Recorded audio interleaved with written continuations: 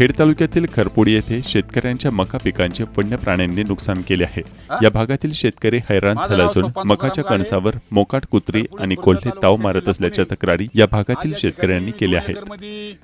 6 kilo मका लावलेली आहे, तरी ती मका राखण्यासाठी आलेली आहे, तरी कंस असताना त्याला कोल्हे 10-15 कोल्हे कुत्री आणि मुंगस रात्रंदिवस त्रास देत आहे। तर कारण राखण करून आम्ही 4-5 जण रात्रंदिवस राखण करून आम्हाला डोळा चुकून मकामध्ये घुसून फार मोठ्या प्रमाणात मकाची नुकसान केलेली आहे। सरकारने आमची याची दखल घ्यावी आणि ह्या कोल्ही कुत्री याचा बंदोबस्त त्वरित सरकारने करावा अशी नम्र विनंती। आणि त्यासाठी आम्ही मशीन एक घेतलेलं आहे, त्या मशीनला सुद्धा कोल्ही कुत्री दाद देत नाही।